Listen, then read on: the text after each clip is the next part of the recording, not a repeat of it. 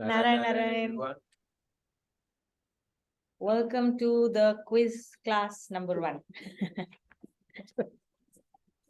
Okay, I think we're still missing a couple of people, but we'll get started. let's just get started. Papa nahi hai na? Tabiyat kharab hai. Should call him right after the class. Acha. Okay, so chapter 11. Abhi, where is the list? Yeah, what do you say? Let me keep the list. Okay, we'll start with Naina. Okay, so Naina, the format is going to be that we will do the reading of the shlokas and then the questions will follow. Okay, Just like last time. yeah. So shloka 1, 2 and 3 we will read together. So we Sanchita has prepared that. So then let's start with Sanchita. So the list is here. For a minute, I was stunned. I said I prepared 1, 2, 3, and now the format is getting And I changed. prepared 3, I think 6, 7, 8, yeah. Actually, I didn't know that we are supposed to prepare the shlokas. I didn't go through that message. So we'll take it as it goes. We'll do it together. Yeah. And Tina, I have to say something. It's a Hanji. very tough chapter. So, I mean, pardon if cannot answer most of the questions properly. No, don't worry. There are no wrong answers. It's just us cleaning our own understanding. There's no wrong answers, and it's all for our learning. So don't. It's about sharpening our understanding. That's it. And the answers will also come through him only. You'll be amazed how much clarity you actually have. Okay. So Sanchita, shloka 1, 2, 3. अथ एकादशोऽध्यायः अर्जुन उवाच मदनुग्रहाय परमं गुह्यम् आध्यात्मसंहृतं यत्त्वयुक्तं वचस्तेन मोहोऽयं विगतो मम भवभयो हि भूतानां श्रुतो विस्तरशो मया तत्त्वा कमलप्रत्रक्ष महाम्यमपि च व्ययम् एवम् एतद्यथा तत्त्वम् आत्मानं परमेश्वर द्रष्टुम् इच्छामि ते रूपम् ऐश्वरं Purushottama. Very nice, very nice. Chanting has become fantastic in the last few months. Fantastic. Sanchita, the second shloka, second line, first word, tvattaha. The place where you emphasized ta was in the initial ta, which is actually half ta. Okay. Just focus on that, huh? Okay, the question. So, why does Arjun request Lord Krishna to reveal his divine universal form? And what does this request signify about his state of mind at this time? So I think, all this while, I mean, now he wants to see the cosmic form of Bhagwan Ji. And I think somewhere, and Arjun realizes that, viewing the divine form of Bhagwan Ji is impossible, with the current tool set or the current, skill set that he has.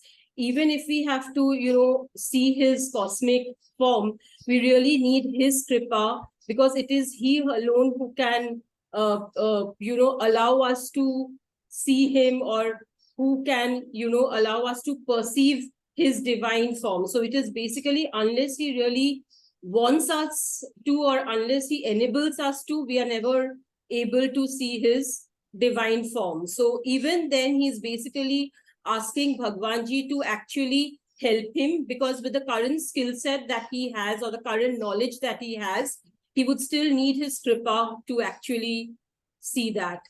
Correct. And what does it signify about his state of mind?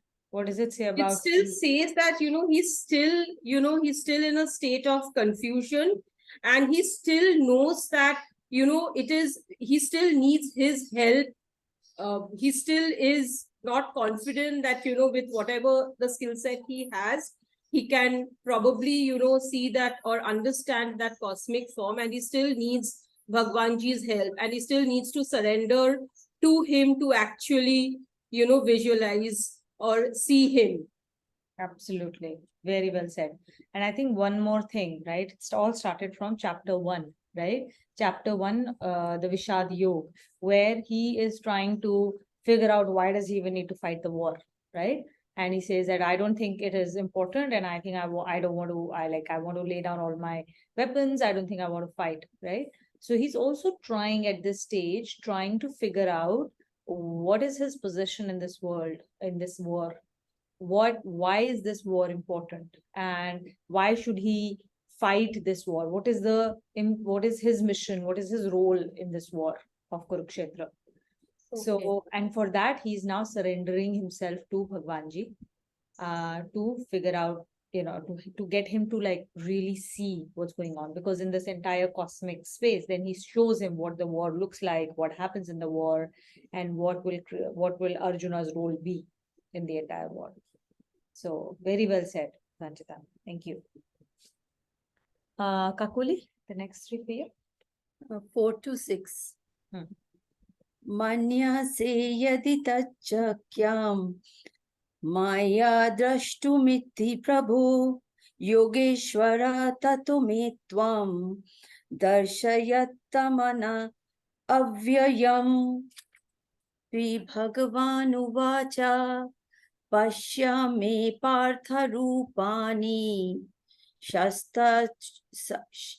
शतशुत सहस्रशः नानाविद्यानि दिव्यानि नानावर्णकृतीनि च Pashyadityan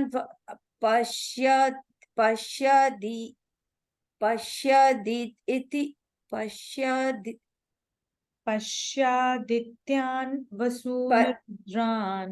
पश्यादित्यान् वसून् रुद्रान् अश्विनौ मरुतस्तथा बहुन्यदृष्टपूर्वाणि पश्यश्चर्याणि Bharat. Very nice, very nice. So in Shloka 3 and in Shloka 4, okay, what is the meaning of three epithets that have been used for Bhagwanji by Arjuna? The first is Parameshwara, second Purushottama, and third is Yogeshwar. Okay, the first Parameshwara is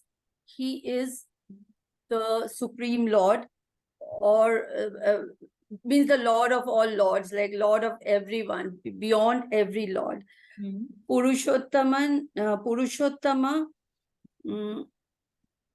denotes the self which transcends both perishable and imperishables. So Purushottama basically is beyond the physical and the subtle form, like that is the Lord. And Yogeshwara is basically, he is the Lord, he unity of everything. Yogeshwara is Lord of all the worlds. He's everything in totality, basically. They all kind of mean that he is the supreme power. Correct. So Yogeshwar implies that he is the only reality. Right? Purushottama means Uttama Purush, both perishable and imperishable. He's beyond both the natures. Right? And Parameshwar means Param Ishwar, one who has six parts to him, right? These are the attributes of the Parameshwar. Six attributes that we had discussed: Aishwarya, Gyan, Shakti, Bal, Virya, and Tej, which are here: supreme glory, the Aishwarya; cognition, Gyan; potentiality, is Shakti, potentiality, Shakti, vital power, Bal, virtue and magnificence, right? So Virya and Tej. So these are the 6 attributes of being a Param Ishwar. Okay. No. I can ask question in any order, no? That's for the recitation. Yeah, but I'll keep a order. Then you know how gets how many questions. Okay. ये अलग है वो अलग है ना कि कई बार आप 2 क्वेश्चन पूछोगे एक हाँ. श्लोका में तो ये अलग है तो यहाँ पे आप ये order So you've written another question over हाँ here. Question order Okay. So Naina, question for you from Shloka 5, 5, 6. Okay. It does cover 7th also, but okay. So maybe you read first 7, 8, 9, then I'll come back to the questions.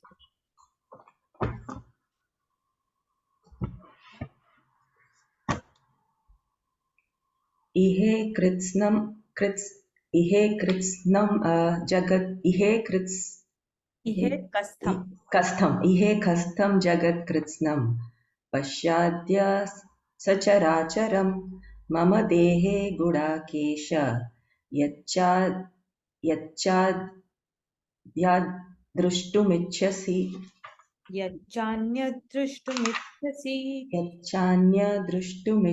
द्रष्टुमिच्छसि. So the question for you, what epithets from Shloka 5 to Shloka 7, in 5, 6 and 7, what epithets does now Bhagwanji use for Arjun? In the previous one, we saw what epithets Arjun used for Bhagwanji. Now 5, 6, 7, what epithets does Bhagwanji use for Arjuna and what do each of those epithets signify?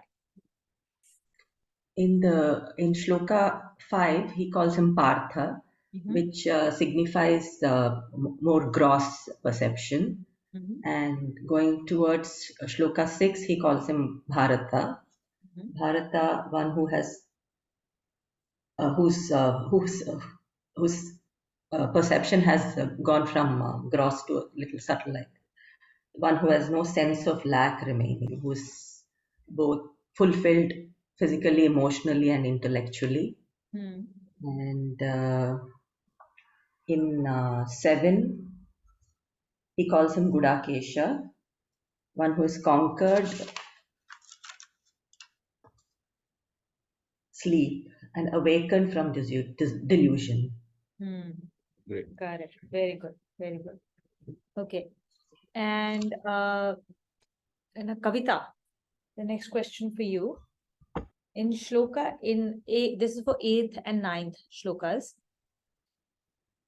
I haven't read 8 and 9. You read 7, 8, 9, right? 7. No, only 7 I read. Oh, Okay. Just read 8 and 9 also. न तु मां शक्ये द्रष्टुमनेनैव स्वचक्षुषा दिव्यं ददामि ते चक्षु पश्य मे योगमैश्वरम्. सञ्जय उवाच एवमुक्त्वा ततो राजन् महायोगेश्वरो हरिः दर्शयामास पार्थाय परमं रूपमैश्वरम्. So Shlok 8 and 9, Kavita, why does Bhagwanji give Arjuna the divine sight or the Gyan Chakshu? And how does this divine sight enable Arjun to perceive him?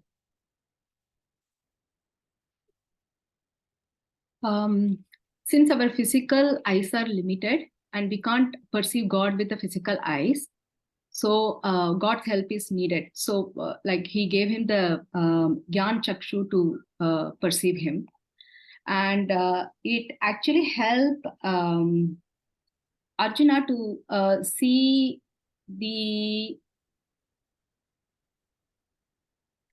to cognize the divine form by raising above the three tricks of Maya, which is the causation, time and the space. Correct. Absolutely. So that is why you need this, because your param, your physical chakshu, physical eyes, they can't go beyond time, space, or causation, right? So you need the divine chakshu to go past them. Very nice. So Kavita, you will read the next three.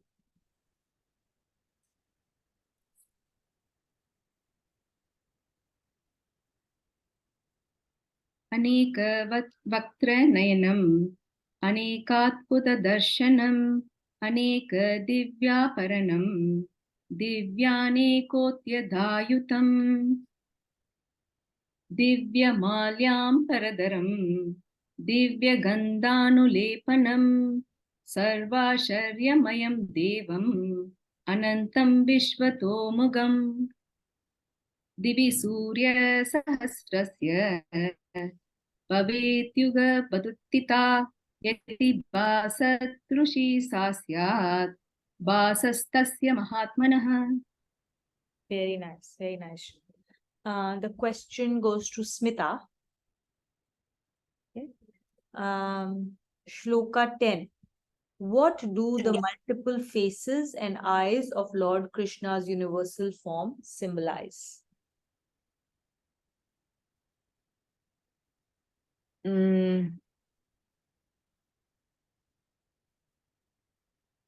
I mean, the divinity is what it symbolizes.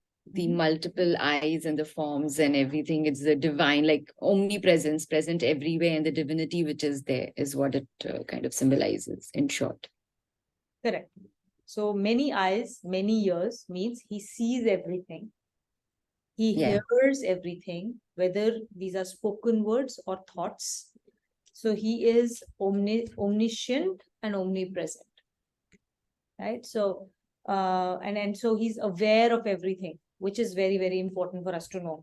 We are not whoever we are being, it is not just about whether we are doing something in the presence of other people. Whatever we are thinking in private or doing in private, he is seeing everything, hearing everything, all thoughts, emotions that arise inside of us that we may not necessarily act upon. He's privy to all of those as well. Right. Right. Yeah. Visalakshi, Shloka 11. Okay. What does Arjun observe regarding Lord Krishna's divine ornaments and weapons?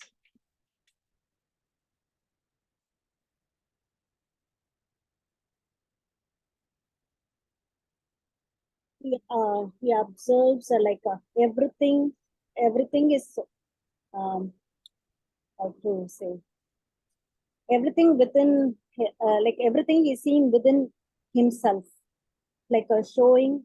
he's showing out, he's seeing outside, but he realizes everything within us. So just make it easier. So there are 7 ornaments or jewelry that Ornaments Arjun, and weapons that Arjun sees. Can you list the 7 ornaments? Ornaments and weapons. Ornaments, weapons. Okay. So sorry, I don't know, because I'm not Why don't you read, Visalakshi? If you read, you'll know. Wearing divine the garland and apparel attained with a divine means all and wonderful, all resplendent, infinite, supreme God with the countlessness everywhere appeared to Arjuna's view. The divine cosmic form in these 2 shlokas and in those which are now to follow, some attributes of divine cosmic form have been described. The description in many respects resembles that of human attributes, but as being explained in Shloka 7, the superb imitative and poetical presentation has to be probably understood for a comprehension of the historic meaning underlying it. The enormous countenance and eyes denote the omnipresence of the Lord, further on, the number of numerous suns and moons denoting his effulgence would be compared to the eyes of the Lord. By his enormous miraculous vision is indicated the fact that his cosmic form is not be comparable to anything which is found in the phenomenal world. A detailed description of the Lord's ornaments and weapons is given in chapter 11 of Canto 12 of Srimad Bhagavad Gita. There the Pushpabhava jewel shining on his chest is shown to represent the luminous self in the shape of individualized consciousness. Is So here, the first one is what? Kaustubh, right? Kaustubh jewel. And it represents. And Yes. what does it represent? It's represent jewel shining off in his chest. Luminous self in the shape of individualized consciousness. So this is Jivatma, The soul. the soul, right? That is represented by the Kaustubh jewel. Okay. Next. His ears, rings, are symbolic of the Sankhya Yoga and Karma Yoga. His So second ears, is are earrings. Hmm. earrings are like a symbolic of the Sankhya Yoga and Karma Yoga. What we are doing every day, day-to-day life, that is, it's represent the Karma Yoga and Sankhya Yoga. Right?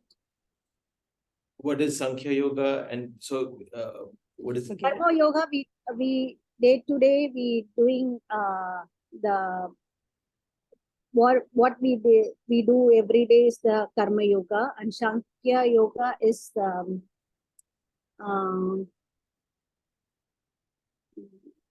Connection via Gyan Yoga.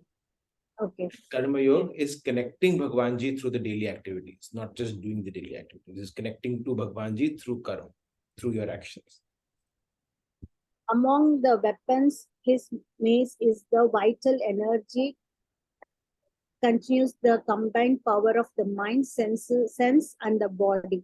His Sudarshana Chakra represents the elements of vigilance.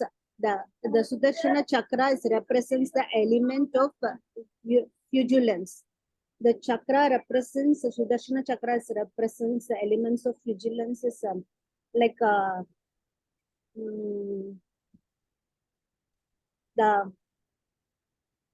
Light. Yes, I'm sorry? It's the word is effulgence and it represents light. light. Okay. The darkness of ignorance is shell. The time is his bow, and action continues is viewport. The divine garland mentioned in Shloka 12 is his Maya.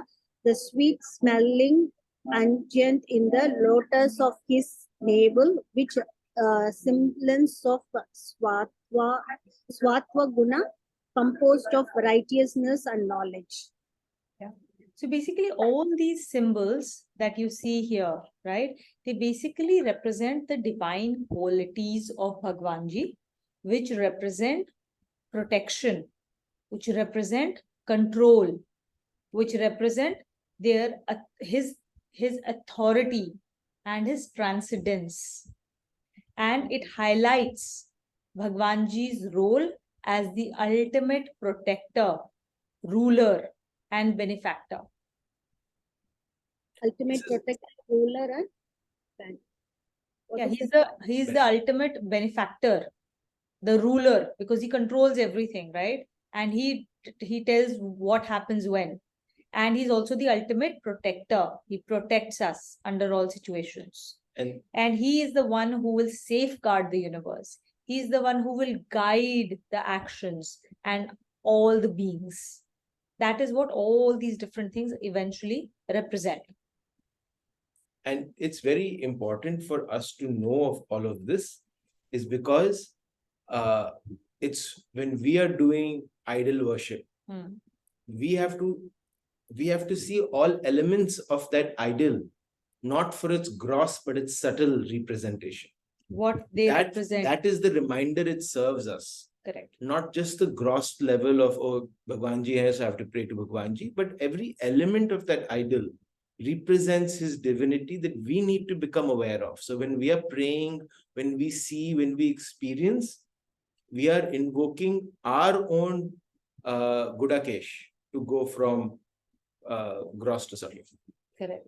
So when we light a diya in a puja next time, we remember that that diya represents, that light is his effulgence, which is supposed to kill the darkness of ignorance. That's why we light the diya. To ask Bhagwanji, just as this diya is dispelling the darkness, physical darkness, may you light the diya inside me so that my, with that knowledge, my darkness of ignorance goes away. When you light an agarbatti or dhoop, you're basically saying, just like this is creating a nice smell all over the place, may the satogun inside of me rise higher, and may the fragrance of that satogun fill the environment wherever I go. Right? This is how we're supposed to understand the concepts, understand the subtle behind every symbolism that is there, and only then can we transcend and make. Otherwise, it will all just become a karmkand, unless everything reminds us of how it takes us to transcend the physical to become one with Bhagwanji. Otherwise, how will we do that, right? When we put a garland around Bhagwanji, remember that this garland represents, in all its beauty, in all its splendor, it represents the Maya Shakti. But it must be at Bhagwanji's feet. It must be given to Bhagwanji, because it creates the beauty, but it belongs to Bhagwanji. Right? When we look at the weapons that the Bhagwanji holds, those are the things, or those are the powers that we are invoking inside of us, in our Atma. Because Bhagwanji is what? Inside of me as the Kaustubh jewel. Yeah. Okay. So just to add one line, is Bhagwanji exists in the subtle, not the gross. And subtle is where we need to move towards to be able to experience him. That is why every gross representation, our job is to see the subtle of every VVGP we experience with, because that is where divinity exists. If we are emotionally turbulent, it's only because we cannot see the subtle in that situation, the blessing or the learning. We are looking at the gross of that situation. Yeah. Correct. The gross is the garland, which is Maya. Subtle is where Bhagwanji is. Subtle is the smell of that garland. So 12, Smita, you read 13, 14, 15. Yeah, I'll try. If you read it. Divi Surya Sahasrasya. 13, 14, 15. Sorry. Tatre kastam jagat pritsnam pravibhaktam anekadha apashya deva devasya sharire pandavastvadha tata sa vismayavishto rishta roma dhananjaya Pranamasya shirasa devam kritanjalir bhashatah pashyami devamasthav devadehe sarvam sthatha bhuta vish. I think this is done in a different way, right? Yeah, it's the way we do our Karpanya dosha. Karpanya dosha. Pashyami deva. Pashyami devam stava devadehe sarvam sthatha bhuta vishvesha sanghana brahmanamisham kamla sanam strimrishcha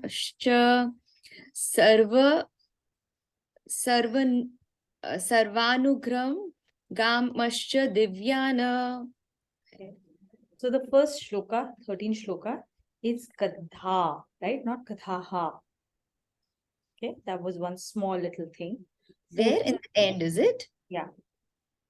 Pravibhaktam, Pravibhaktam Anekadha, not Adha. Bha, right? Okay. Put a halat in the end. 14th one, in the first line, Visyamaya Vishthaha, not Vishto. Ishtaha. And the last one, you should practice this. This is Karpanya Dosha style. Right? Okay. Yes, please. ठीक है. Question wise is Sanchit. Okay, Sanchita. So what is the significance of referring to Arjun as Pandava? Okay, this is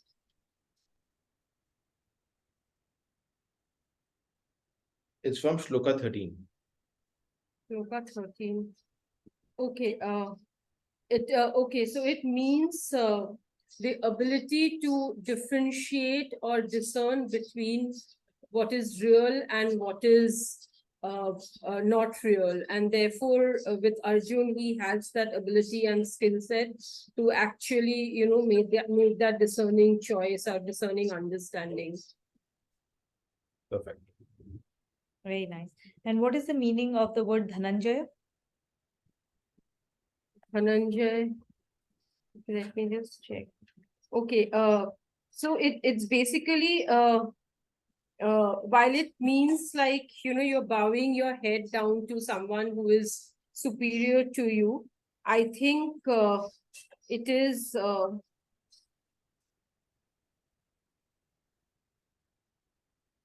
I think it has got something to do with the chakra which is there in the center. No, or is it something like when you say Word, Dhananjay, you're like actually you said, bowing the down? meaning of the word that we said, Gudakesh, Partha, Pandav, Bharat, they all have a meaning associated with them, right? Why is he being referred to like that in that special time?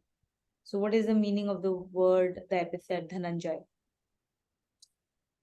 I have. It's not in this shloka. Dhan pe Jay.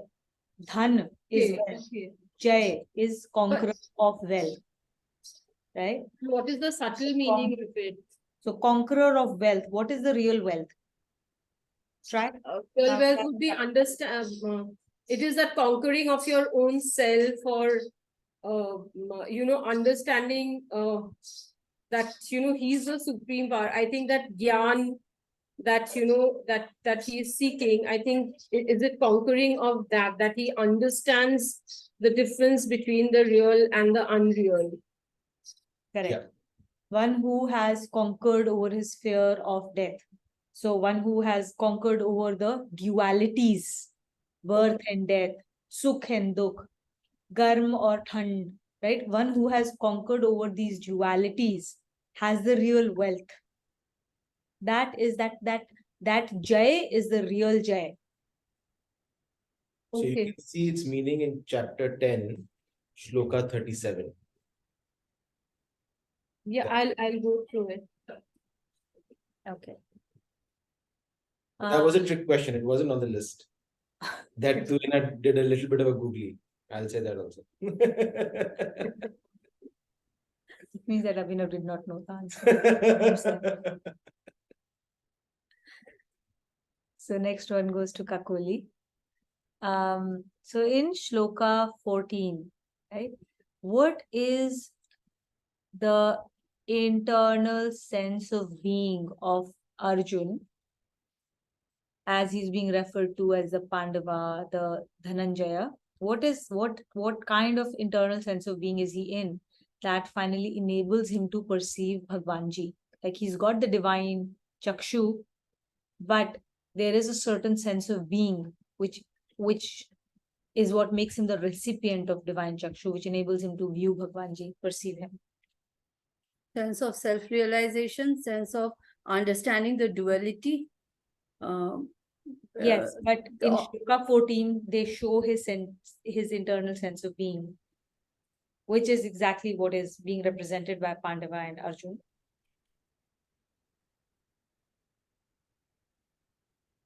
How is he being right now? He's going With down his- the he's bowing down to the Lord in complete surrender. Correct. So he's bowing down in complete surrender. His Agya Chakra is down. So he is ready to receive he is ready to receive the Lord's blessing and the highest form of self-realization, to understand the subtle form of God. So two things, right? His okay, different question. What was his posture, physical posture, and what does it represent? I think internal. He was a folded hands. Hmm. He had folded hands and he was bowing down to the Lord. Bowing down is complete surrender, and folded hand also has a meaning. I think it's something coming together. The duality. So the duality of the existence of this world coming together. Yeah, and Correct. holding of the symbol.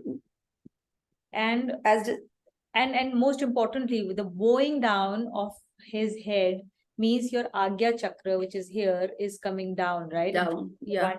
And Agya Chakra means that you reach Agya Chakra when your consciousness has risen to that state, Yeah. which means that there is an extremely strong desire for moksha. Okay. So your physical posture is your hands folded and you're bowing down, but internal state of being of what it represents is that one, you recognize that there is diverse forms, there is multiplicity, and there is unity. You're trying to bring them together and want to be able to resolve this whole trick of multiplicity in unity, right? So that unity in this diversity is what you're seeking to achieve through your folded hands. And you have a strong desire to achieve moksha. That's your internal state of being. Strong desire. This desire is very important, right? Desire is a very, very strong force of nature. It comes from Bhagwanji himself. The whole world was created because of the divine desire of Eko Ham Bahusyami. Without that desire, this world wouldn't exist. All manifestation happens inside our head first. There is imagination. There is a desire. That desire, when you keep ruminating upon it, first of all, there is a thought. When you keep ruminating on that thought, you hold on to that thought, you don't let it pass through, then you constantly thinking, and then it takes hold inside of you. That thought now has transformed itself into desire. That desire creates an emotion, and emotion is the propelling force that gets us to actually take an action in this world to convert that, to achieve that desire. And that physical action then starts to crystallize our thoughts in the real world. That's how creation happens. That's how Brahmaji created this world. From the primal desire, the divine desire of Ekoham Bahusyami.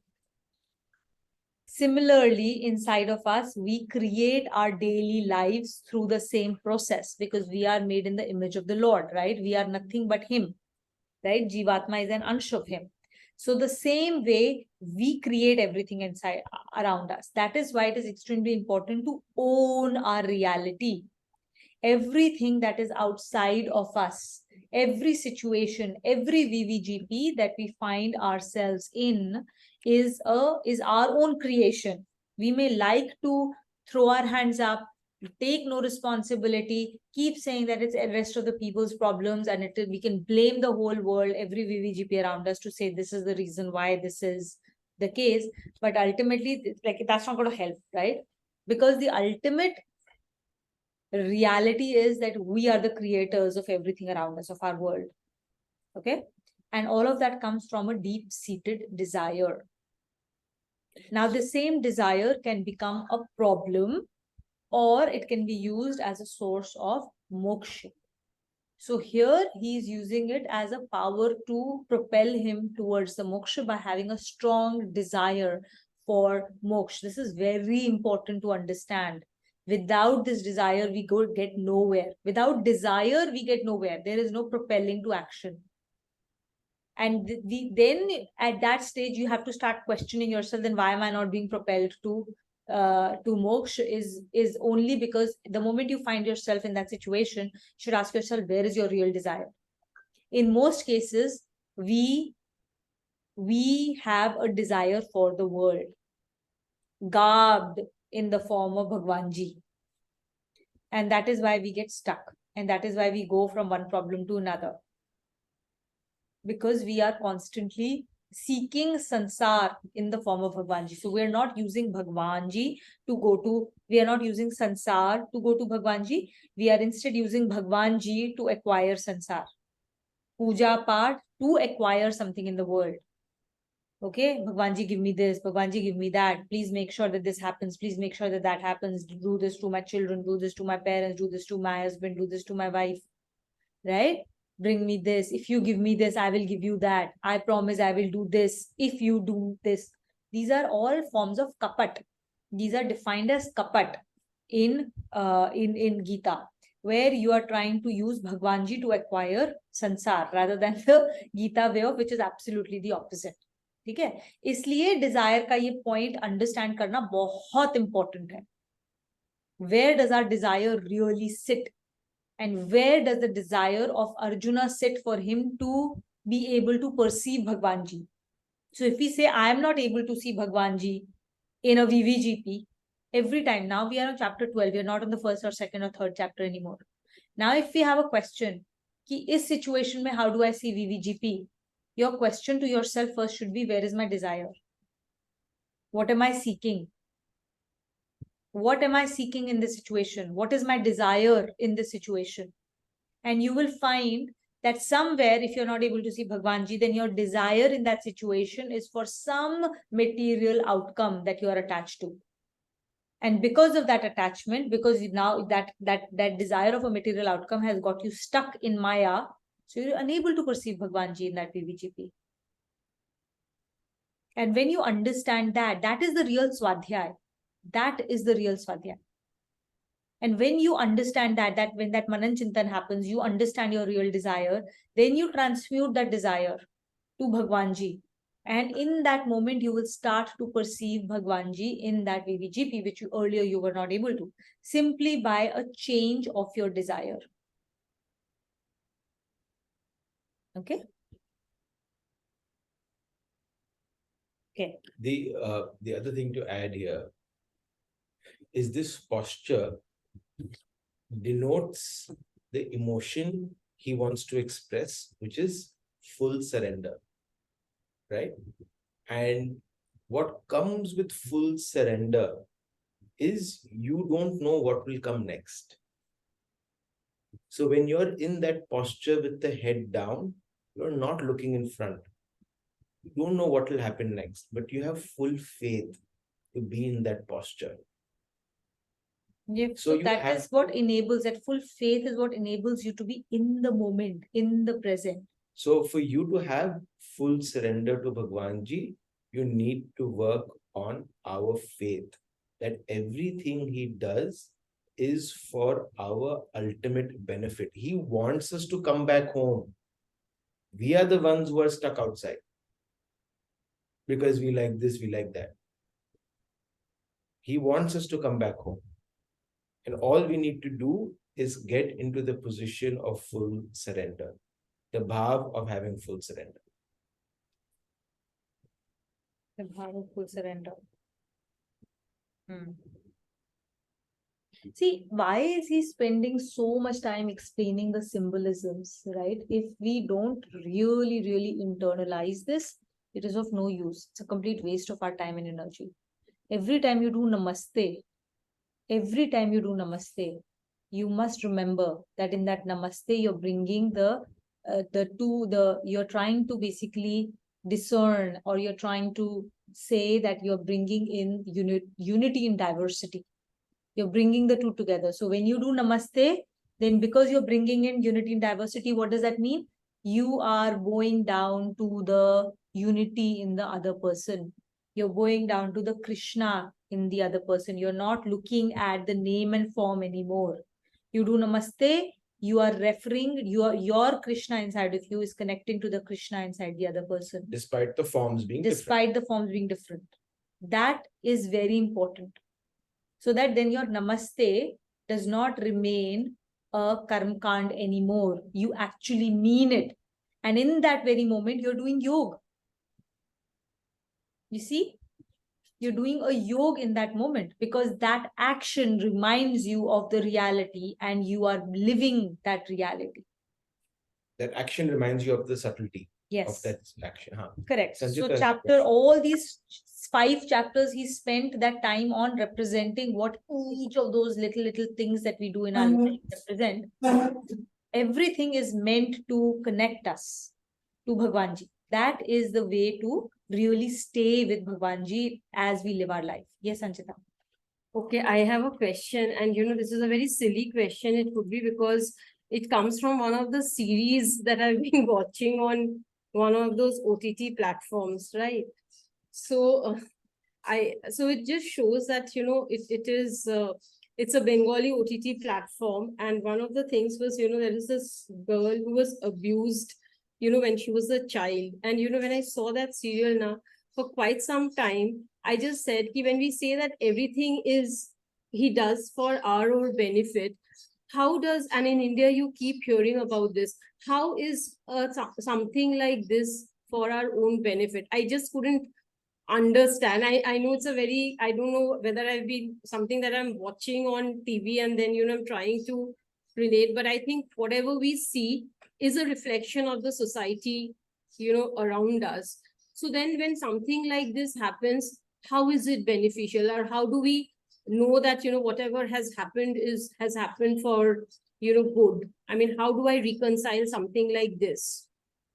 So The answer that I just gave you, right? Every time we ask ourselves when there is a VVGP where I'm unable to see God, your first question should be, what is the desire that you have in that situation? What is the purpose that you have in that situation? So right now, the very action of watching a certain series, what is the purpose with which you're watching it? Are you watching it for pramad? Are you watching it for tam? What is the guna in which you're watching it? And that itself will start to help you discern your own state of mind. Our state of mind, just like Arjun's state of mind, determines what he gets in a situation. This is for us in every situation. What is the state of mind in which I am watching or doing something? That's one. Second, when I am in a certain VVGP or I expose myself to a certain VVGP, right? We are supposed to do a lot of nivritti in this mark, correct? In the nivritti mark, we are supposed to be very mindful of what we eat, what we drink, what we consume through all our senses, not just with our mouth. What do we hear? What do we listen to? What do we think about? All the time. So if there is something that you are watching, you should do your manan and chintan on it, okay? And if that is, first of all, bringing about negativity inside of you, and if it is taking your balance away and you're unable to see VVGP in that situation, our most important thing that we are supposed to do in that situation is we have to remove ourselves from that situation, because my internal divinity is not strong enough for me to conquer over that VVGP right now. I must remove myself from that situation. Otherwise, all it will do is that I am weak. So the tamogun or the rajogun of that situation is going to overpower me.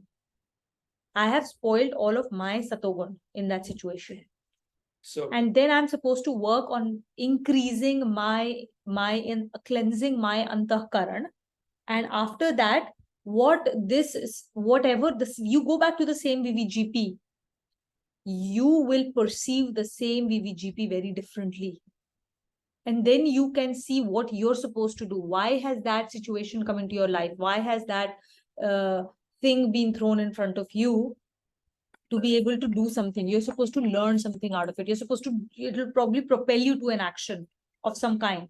And that propelling of the action does not necessarily mean that it will propel you to do some some global action. Most of the times those actions are very local in nature, inside of us, in our families, around us, in our little communities. Okay, that's the first step. That's the background of everything. Right? Now I think you wanted to address the situation itself directly. Yeah. So there are two things here. One is the fact that we have to understand that everything that happens is our own prarabdha. And this principle has to be applied for our lives, for us to experience it. Once we experience it, we will start believing that everything that happens as our uddhar because of our past prarabdha. Okay. And second, every VVGP, the purpose is to get closer to divinity. Most people all of us, forget people, even I cannot see it because I don't work enough on myself. The story that I had shared, I think in chapter 2 and then in chapter 3, a few times, was the story of a true story in the US of a gentleman whose 19-year-old son was, or a 15-year-old son was murdered by a 19-year-old kid or an 18-year-old kid, so somebody who was juvenile, right? And it was cold-blooded murder. That man was sitting in his room and he said, what am I going to do? Right? 99.99% of the people will want to avenge the death. Go to court, make sure he gets life imprisonment, have anger, have sadness. How could you? My son didn't live his life, all of those things. And then All questions, natural- and the question obviously is, when a person is looking at everything from a very physical standpoint, why did this have to happen to that child? What has he done in his life? He was just being a good student. What did he do wrong to have gone through such a violent and difficult death? So, Why did his parents have to suffer this? They are good citizens of the country. This is all a very physical standpoint where we are looking at life from the last 15 years that this kid has led. so just to continue, right? So he, in that moment, the police came, you want to press charges, etc., etc. He said, no, I don't want to press charges. I just want to meet him. The person who killed my son. He went and he met that kid and he understood what drove that kid to act that way. And then he understood how many other kids are driven in that exact same situation, being raised in poverty, being raised in abusive families. And he and that child, he basically opened an organization to help other 18-year-old kids from that background into a better way of life. So he lost one son, but he says in the process, I have gained thousands. And Right. for the child that went through that experience, you have no idea what he has done in his past life to be able to for which he had to pay for in this life. We don't know. And we don't even need to know. And we don't need to know. That is right? Bhagwanji's books. Yeah. We don't need to look at that accounting, his accounts, right? We need to worry about our accounts. So, Sanchita, that's my larger point, right? There is an ultimate. So I read a lot of autobiographies, and Tuina knows this, that in the last year, for whatever reason, I have read a lot of very disturbing autobiographies, right? And sometimes I read them, I find gems of how people have behaved in nightmarish situations. Nightmarish situations. And sometimes I read them and I'm like, I can see why this man is so unhappy with the situation, because he wasn't able to implement the principle. And so for me, I'm reading these books because they're coming along in my consciousness and I feel like reading them. But each one, in a way, is just sharpening my own understanding of how to be. And see that there's a difference between his consciousness and my consciousness. I cannot deal with these difficult, disturbing situations. I don't like to, because I'm unable to process them. They hound me for a long time. I become depressed and stuff like that happens. There was this Delhi crime He told me about that thing he watched it. Every friend of mine watched it. Everybody told me about, oh, it's so amazing, watch it. I can't watch it because I know I will not be able to process it. It's just not something I want to watch. I cannot process it. My internal situation is just not strong enough to handle it by processing it in a Satoguni power. I kept myself away from it. I did not watch it for 2 years. After 2 years, after him talking about it in different ways, at some point of time, I felt like, yeah, now I'm ready to watch it without getting into a negative state of mind. So that is when I And- watched it, but I stayed away from it for 2 years, despite everybody The around way me we talking watched it about also was watching it. every time we felt negative, we paused it and we discussed what is happening, where's the subtlety, where is Yeah. that principle, and you'd see it. Then you'd see it Correct. connect, and then you move along because you're like, ye to So unki, the constant, unki I leela watched hai. it, yeah. So I watched it only after I was able to connect to it in a way, in the Subtle. right format. And the books that he reads, he sometimes tells me about them. I cannot even imagine reading them. But his internal state of being is such that he's able to process it and take learnings out of it. And a lot of times he uses them in his daily way of being with people. I will never be able to do that at this stage of my life. So I do not read it. It's only sometimes where he keeps telling me about what he's reading. And then in certain cases, when he tells me about a certain principle and I find like, oh yeah, this is something I want to learn, I tell him I want to read that chapter. I want to read that thing. Finally, I read one of the books that he told me about when I felt ready after hearing about it for months. Then one night I read one particular book over 2 days. Very disturbing book, but I learned so much out of that, right? But so you have to understand what your consciousness is able to process, just because the world is filled with all kinds of things, which may or may not be important for your journey, especially if it is something that your consciousness is unable to handle and process properly, right? There is a reason why we say that there are certain movies or certain media content that is not appropriate for children when they are 3 or 4 or 5. Very, very intense negative emotions children are unable to process. We all understand that, correct? So we shield them from it. We say this is a parental guidance movie. This is a PG-13 movie, a PG-18. This is a universal movie, right? So the same concept applies to us as well. Even as adults, not all of us are able to process everything. I remember when I was a child, I watched one Hindi movie which had a very intense, sad song. It had a very saddening. Every time I thought of it, even till class 12, I used to get depressed thinking about just that one little. And I don't know, I was 7 or 8 at that time. But it had such a profound impact on me, just that the tone, the music, everything was very depressing. And I use that example for me to remind myself of what I want to expose to my child, because I can process it. For me, it makes no difference. Something comes, I watch it and it goes over my head. What impact does it have on the child who has a very different mindset and is unable to process those emotions? So we need to apply the same thing to ourselves. Whatever we listen to, we watch, and what we expose ourselves to, including gossip, including the audiovisual content that's available on the entire media industry out there. Does that help, Sanchita? Yeah, it does. Thank you. Henna, you had a question? Yeah. We can probably shield ourselves from the optional content, but what about what is happening in the world, the daily basis? We can't, for example, the things happening in Israel right now, all that imagery, we cannot filter it also, right? We have to be aware of what's happening, but it gets too much to process. Where do you see the divinity in human beings doing such disturbing things to each other? Why We can cannot. why can you, first of all, why can you not? I don't know what is happening in Israel until Abhinav brought it up for like in a sentence. And I have not gone out there searching and researching what's going on. And he just told me some wars happening, another large war. I asked him where, and he said Israel versus Hamas, something's going on, and blah blah. He said a couple of things.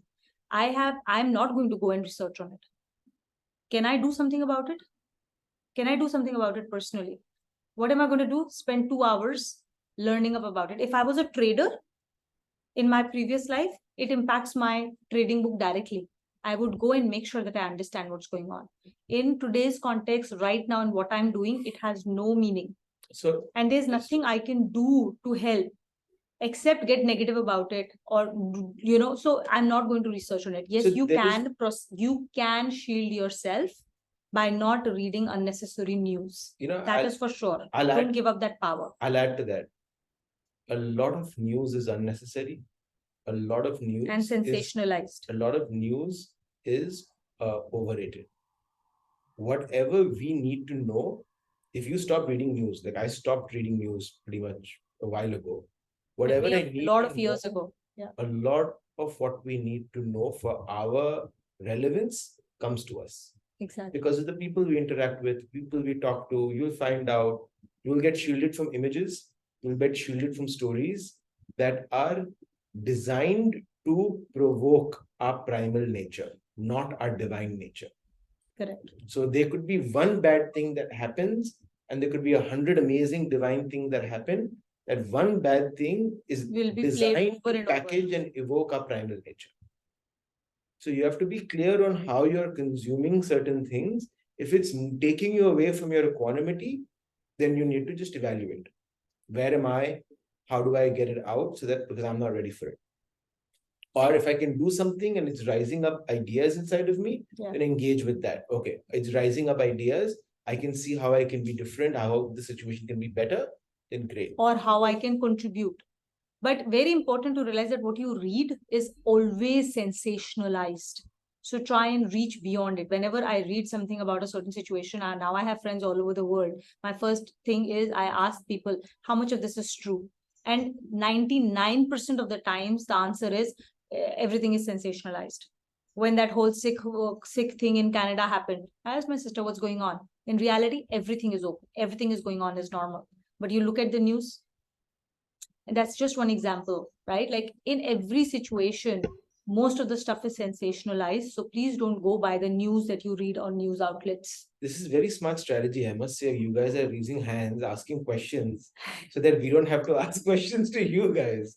I love it. Like this is, No. I've not seen this before. 2 minutes. 2 30 minutes. have gone because you guys have asked very good, relevant questions. But I must admit, I looked at the time. But one quick thing, and coming from what Sanchita and what Naina brought up, it is disturbing, but I just wanted to check with you guys, is it a right way of looking at it? When I see these news coming, filtering in, and from where Donna was coming also, is it a right way to think that it is the soul that chose to go through this journey? Maybe for some learning in there's a reason why I am in Singapore and why someone is in Israel. We are both very close to God, but then that soul has some learning from that, and that is why he's going through that. And I'm going through something different, which I wanted to learn. And I've seen, if I think it that way, I immediately can take myself a bit away from it and look at it with the perspective, fine, it is his play. Maybe a very cruel way of looking at it, but I thought Cruel. You've gone through chapter 2 and chapter 3. That's exactly what Krishna tells you. yeah, that's how oh, in chapter 9, I think he gives a very detailed take on how the world is designed. We all are born in Kali for a reason, because we have to only pay for our prarabdha in the past. We all are in this class for a reason. Everything is designed by him. It's no coincidence. We have to experience what we have to experience, and we have to let go of it. Otherwise, we can't move on. And also in this very chapter that we are revising right now, the next few shlokas, this is where you see that Bhagwanji is not just benevolent. There is also a part of him that sounds very scary, Terrifying. right? And terrifying. The jaws of death. He says that I see, and Arjun feels scared, right? Just as we feel scared when we hear about these different types of negative things happening around. What does Arjun say? That I'm seeing all of these things. But end of the day, with everything, he realizes what? That everything is going into him and is merging into him. No matter what, you're righteous, you're unrighteous, everything dissolves into him. There are jaws of death that will take everything away. And what does Arjun is told by Krishna in chapter 2? What are you mourning for? These are already dead. This is a transient phenomena. Rise above that and see the reality that is beyond what you're seeing as shadows on this little stage. Right? Yeah, Smita. No, I just wanted to add one bit. So I started my Gita journey with these kind of questions, which is coming into everyone's mind. And I realized, and I also spoke to you guys about it, right? And you told me, pehle jano, fir mano, or something in those lines. Ki first get to know things. I mean, believe in it and then see be more perceptive. And I think at this stage, I would not say I'm completely there, but at this stage, I've come to a point where I do read the news, but I don't let it impact me because I don't know the completeness or the totality of the situation which is happening there. So I just let, it just flows through me. So I won't say that I'm not reading it or anything, but I'm trying not to let it impact me. And I'm trying to observe what is happening with me in my life, which I can change because I don't know what is happening in elsewhere and why they are going through a certain situation. So I just thought that, the journey which you guys asked me to go through, I'm somewhere there, not completely there, but I'm trying. Yeah. That's And the beautiful, principle is Smita. mano fir jano, which we implement daily in our lives because we go to a doctor. We believe in that doctor and we go and he says, have these 3 pills, we'll have these 3 pills. We completely rely on him. We go to school with that same bhav. We go interact with everyone in this world. We go to a mechanic with that same bhav. Right? The same bhav we have to apply to the same to our Gita journey. Absolutely. And that is what Smita just said, right? It's a very important thing to remember that you're only seeing one part of the story, one part of a very large puzzle.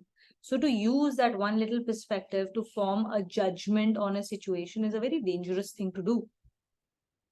Right? Because you've only seen one little thing.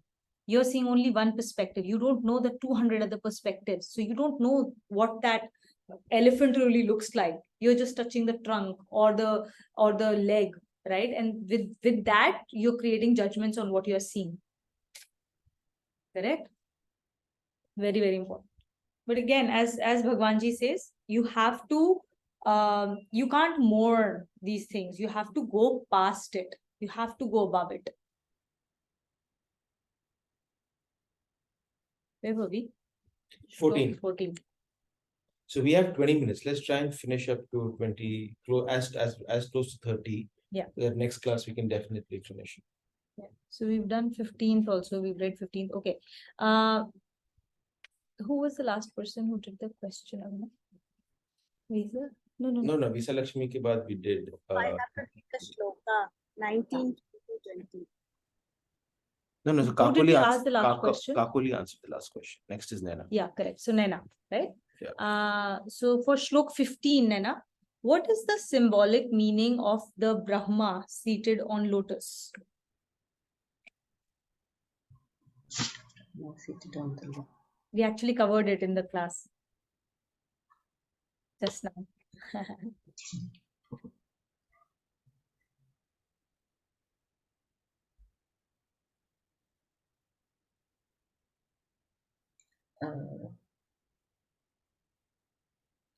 Creation, desire for creation or desire for imagined existence of creation, it says. Yes, so Creation is said to be- desire, which then translates into vikalp. Like, I will now do this. Right? So it starts with a thought. The thought is then you keep ruminating on a thought, you hold on to a thought. It becomes a desire. Desire converts into a vikalp, that I must do it. And that vikalp translates itself, and that the desire and the vikalp create emotional energy. And then with that emotional energy and that vikalp, then we actually start taking actions. And that's how we create the world. It says that, right? Everything, vikalp is it is one of the aspects of the mind, which is a way of conjuring up the imagined existence of creation. Correct? So you create and you imagine and then you create. So Brahma represents that. Brahmaji seated on a lotus basically represents the process of creation. Okay. Nena, and then next Kavita. Kavita, so what does the poison of the divine serpent symbolize? The poison is the element of ego, which is the root of all the shapes and the forms in the world. Correct. And why is ego the very basis of the names and forms? Explain what ego means. Because that is We lost you. ego is the faculty of. Can you hear me? Yeah, now we can. Yeah. You can hear me? Yeah. So our ego is that a sense of the individualized self. So where the separation begins. So so when the separation begins, all the names and forms happens. So so everything is like coming under Maya with a shield of that, like, you know, the Maya is having the projection and the veil. So it comes under You that. answered it correctly. You very well said. Ego is the distinguishing faculty. Distinguishing faculty, right? Like our intellect is a determinative faculty. So the purpose of ego itself is to be able to distinguish. And so this is where the names and forms are created, right? That is the poison of the serpents. But it is the poison which will kill us only if we digest it. But if we have the gyan of Shivji, then we don't let it pass through to our body. We understand it, we ingest it, and it stays in the kant of Neelkant, right, of Shivji. It does not allow it to assimilate in our body. And when we don't allow it to assimilate, then we use ego for what it is. I am selling soaps. Each soap has its own barcode, but does not change that one soap is different from another or its purpose, right? But I am, as a shopkeeper, I use that barcode to know how many soaps have been sold, what has gone where and stuff, right? It helps me keep track of inventory. That is the purpose of using the barcode or ego correctly, the distinguishing faculty correctly. Right? So all of my cells that start from stem cell eventually have a distinguishing faculty of saying this is a cell for stomach. Let it grow into something specialized for stomach. This is a heart cell. This is a muscle cell. This is a brain cell. So each of this distinguishes itself for a very specific purpose that it has come to create in this world, becomes a part of the body to serve its specific purpose. The problem happens, the cancer happens when a blood cell says, nah, this is not what I'm supposed to do. This is not the rules that I'm going to play by. Now it starts to develop its own rules. And then we say, boss, there is cancer in the body. Right? Okay. 16, 17, 18. Bhagyashree is not there. So Visa Lakshmi. I think I tried 19, 20, 21 because I've practiced 19, 20, 21. Okay. Can I- So then 17, 18, 19. I will read. Okay. Thank you.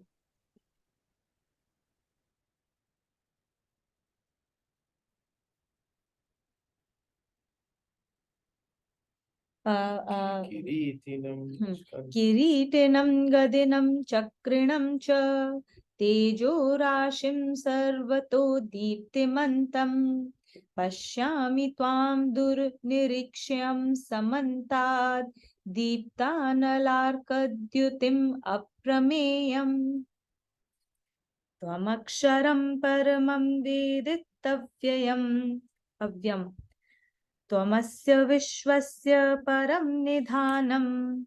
Did I read it correctly? No. 16, 17, 18. Sorry, I'm sorry. 15. We've read up to 15, right? So I should have been reading 16, 17, 18. Aneka bahudara vaktra netram. Aneka bahudara vaktra netram. Pashyami tvam sarvato anantarupam. Nantam na madhyam na punastavadim pashyami vishveshwara vishwarupa Kiritinam gadinam chakrinam cha tejo rashim sarvato deeptamantam pashyami tvam durnirikshya samantad deeptanalarka dyutim aprameyam Tvamaksharam paramam veditta avyam Tvamasya vishwasya param nidhanam Tvamavyaya shashvata adharma gopta Sanatanastvam purusho mato me. Okay. 16th question will go Kavita. to Kavita. Oh, Kavita just answered. Kavita just answered. So Smita. the next one, Smita. Smita, for Shloka 16, what is the Virat Roop of Bhagwanji?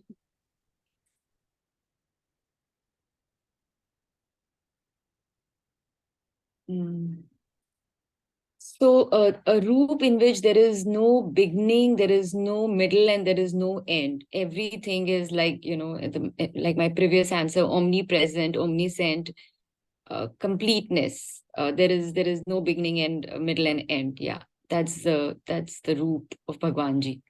Correct.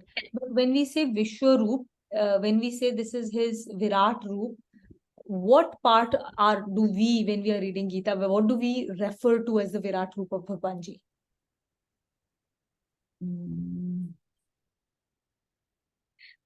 By very word Virat, it would be like the destructive form of Bhagwanji, like, the creator. No, no, look at 16.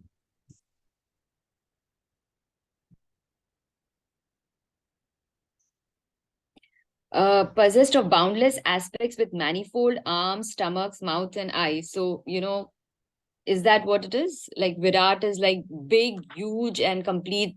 It includes a lot of arms, stomachs, mouths, and eyes. So incompleteness, right? Like again, it goes back to unity in unification of everything in one form. So Virat Roop of Bhagwanji, if you read the meaning of this, Virat Roop is the world. Everything that is referred to are these different parts of the world. Sky is his stomach, sun and moon as his eyes, right? All of those. So what are we saying? The Virat Roop of Bhagwanji, the body of Bhagwanji, the Virat Roop is the body of the Bhagwanji, is this world. And everything that we see in it. The water, the sun, the moon, the earth, the sky, the space, the Vayu, everything. So all his body parts are referred to as some or the other aspect that we see in this world. So Virat Roop of Bhagwanji is this world, the Maya that we see around us. Because his gross body is the gross body of the world. And that's for us to know that when we are interacting with the VVGPs, we are interacting with the Virat Roop of Bhagwanji. We are interacting with Bhagwanji himself. Yeah.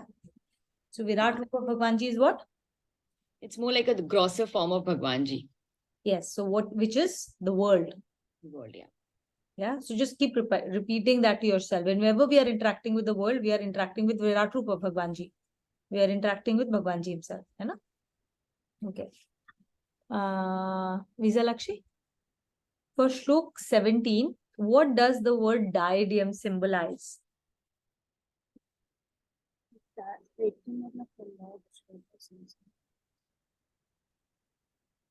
Brahmaloka.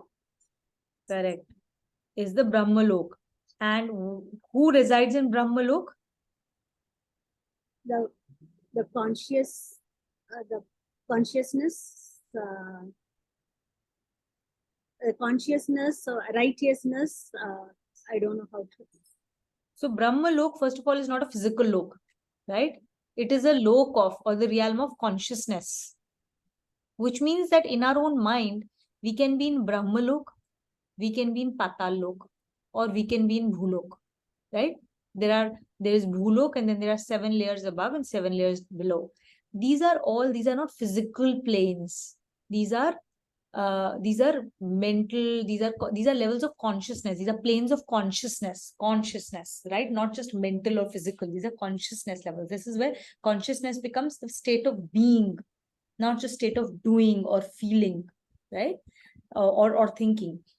So the realm of consciousness, when we are pure and righteous, when we Right. observe austerities of the highest order, when we are performing all our duties with complete dedication and ardor and joy, we are happy doing our duties to the best of our abilities and the righteous duties being done in the righteous way, right?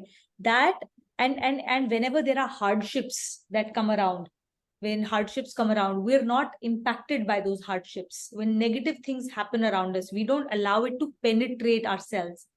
Then we are in the state of Brahmalok. And Brahmalok is the tiara of Bhagwanji's Virat Roop. Make sense?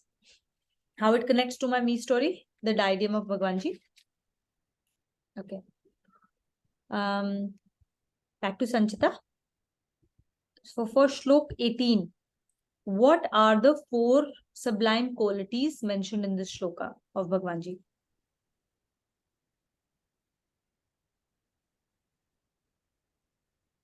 So basically, one is that he is, the only entity whose realization that we all should be going for. He is the, so finally, he's the ultimate repository, which means that finally everything dissolves into him. He is, he is beyond Maya, he is imperishable. And the fact that he's someone that he sees through things. So he understands, he sees through things, even what is in our private thoughts and all. So he's been able to see through us, and he's basically, he is us. He is the Aham Brahmasmi. It is like our very own Atma. That's what Bhagwanji is. Correct. He is immanent in every entity at its innermost core. There is nothing in this world that exists where he is not the core. He is not the cause. Positive and negative, including all the negative things that you see or hear. Ultimately, that also is him. It is a part of him. It is a terrifying part of him. But that terrifying part is also him that exists for a reason, to give justice in certain cases. Even though irrespective of how horrifying that justice may seem, he has created a nature, he has created the rules, and if we are going to break the rules, we will experience the terrifying form of Bhagwanji. For example, there are rules around how or what we should eat and drink. When we break those rules, is that not going to impact us? Is that not going to lead to disease inside the body? And then we say, Arey, ye kaise, this disease, Bhagwanji, how can this disease be Bhagwanji? He's being so bad. He's given me this disease. But we have inflicted upon ourselves by not following the law of the nature that he's put down. He's very clearly put down the law of nature and said, boss, ultimately you have a choice, because we are not animals. We are not devs who have no choice. At those 2 levels, there is no choice. You do what is needed to be done. You are programmed to live life in a certain way, to extinguish your prarabdha. In human life, we have the will, which is the copy of the will of the Lord. So he gives us this algorithm and says, these are the rules of the game, play it. And we play the game as per the rules. And then we experience the results of that algorithm. But the input is given by us. Right? Then there is no point in saying that, oh, look, Bhagwanji is being so bad. Why did I have to experience this? Why did this person have to experience that? Boss, you don't know what input has been provided by him to this really difficult algorithm. And there is no need to know. It will not help us in our uddhar. Right? For us, the only thing that we have to know is, this is the reality. So I need to move past that. I have to get my emotions under my control. I have to get my senses under my control. And I have to, so when I say under my control, what does this mean? That means the senses which are driven and controlled by the mind must be controlled by the buddhi, which is at the feet of the Lord, only serving Lord. Vyavasayitmika buddhi. that only wants Lord as its ultimate repository, right? Like it does not go anywhere else. It does not, our intellect doesn't keep wavering to say, oh, today I want Sansar, tomorrow I want Bhagwan Ji. Now, amazing life is happening. Then I want Sansar. I want more of it. And when difficult times fall, then I'm crying and then I want Bhagwan Ji. And I don't want Bhagwan Ji. I want Bhagwan Ji's help to help sort that problem. Right? That's not Vyavasayatmika Buddhi. Right? So, yeah. So the 4 qualities. Twamaksharam paramam veditavyayam. Twamaksharam is aksharam, immutable. That which is jiska kshay nahi hota. Paramam, supreme, vedit. Vedit is jo jisko pata hai sab kuch, supreme knowable. Right? So that's the first one. Then Vishwasya Param Nidhanam, repository, supreme repository of the universe. Avyayam Shashvatam. So one that is imperishable and eternal. Right? And Adharma Gupta, so protector of righteousness. And Sanatanastvam Purusho. Sanatan Purush, which is there in every being. So eternal immanence. Nirgun, these all qualities are Nirgun Nirakar aspects. Nirgun Nirakar aspects for our Gyan to really know who he really is, for my intellect to really understand. But I cannot relate to it, which is why I will always come back to, as a person, I will come back to the Sagun Sakar aspects of the Lord to connect to him, which will eventually take me up towards Nirgun Nirakar. Okay. Time ho gaya. Ho gaya, 12. We did only 18. Okay. We'll have to move faster. Huh? We don't want to spend three classes on this quiz. Next class will go faster. But this is good. End of the day, the purpose of our revision is really this. And to get the bigger To picture. understand. And not just by rote, we are just reading the shlokas. Right? All the questions we are asking are good questions because this is where the Chintan and Manan and Nididhyasan is happening. Right? So, but the important thing is that this Chintan and Manan and Nididhyasan must happen on a regular basis. And then we should try and go back and try and find principles within Gita to say, okay, if I'm facing this, where can Gita help me? A lot of times I go back to Gita and sometimes I just sit, I just do my dhyan, do my dhyan on the question and I just open Gita. And after a few readings here, like it just keeps adding up until I'm satisfied with that I've got the answer on how to look at a certain VVGP. It is a Vani of the Lord. And if you really trust it and you ask question to it, you will find your answer in Gita. Always, always. You should try it. Okay, we'll do the closing shlokas. Kavita, Have a if you good can. fun class today.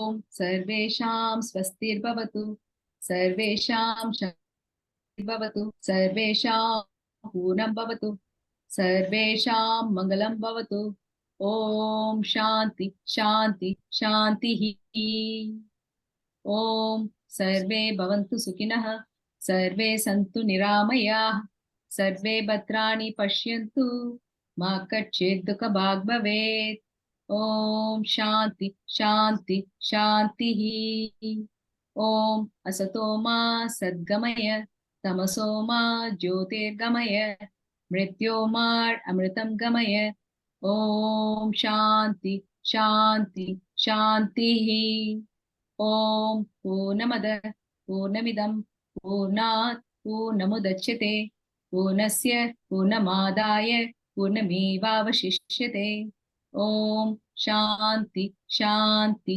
शान्तिः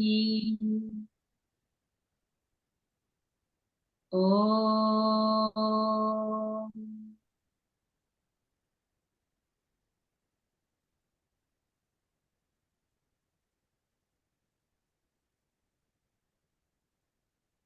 ॐ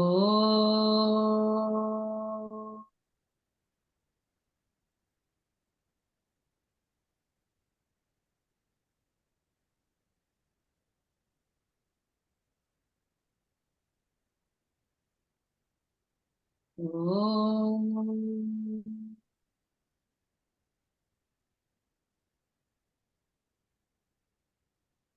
Thank you for the class. I think one last thing that I want to say, because I think it was touched upon so much in our class today and it's very relevant. See, it's actually amazing because it's relevant to this very chapter that we are asking all these questions. In this class, you saw that Arjun in this chapter, Arjun is the Arjun of chapter 11, right? His consciousness hasn't yet risen all the way to chapter 18 Arjun, right? So, but he sees, when he sees the cosmic form of Bhagwanji, what does he see? He's not Sahaj. He's not everything happy and beautiful. He does see all the beautiful things, right? He sees all these glorious, he sees the glory of Bhagwanji. He smells the fragrance of Bhagwanji. He sees the beautiful garland around him. He sees all those beautiful things that we talk about, correct? He saw all of that. But then he also saw the fiery aspects. He saw the Yamraj. He saw the fire burning people. He saw Lord's jaws eating. And it was very terrifying form where some people are stuck between his teeth and stuff like that, right? What is this imagery? This imagery is supposed to show the gruesome form of the sansar, which is also Bhagwanji. And what happens to Arjun? He gets scared when he sees that form, right? His hair is rising on his end and he feels, in certain cases, he feels stricken. And ultimately tells Bhagwanji ki, okay, I've seen all of this. I understand that this is also a part of you, but I feel afraid seeing this. So please come back in your Sahaj form, correct? So that he sees the entire thing, and then in the end, he asks him to come back to his Sahaj form, which is what he does. He comes back into his Saumya form, right? So it is natural for us to not necessarily, for us to be able to see these difficult situations and not necessarily be able to feel comfortable with them, just as Arjuna was not able to feel comfortable with it. But at this stage, it is important for us to reach that understanding that this is also Bhagwanji. It is his hand. I just don't know how, but he always does justice. I cannot fathom how. I do not understand why so much pain or so much suffering has to be there, right? But that pain and suffering also I cannot judge because that is also Bhagwanji. So I naman to that also.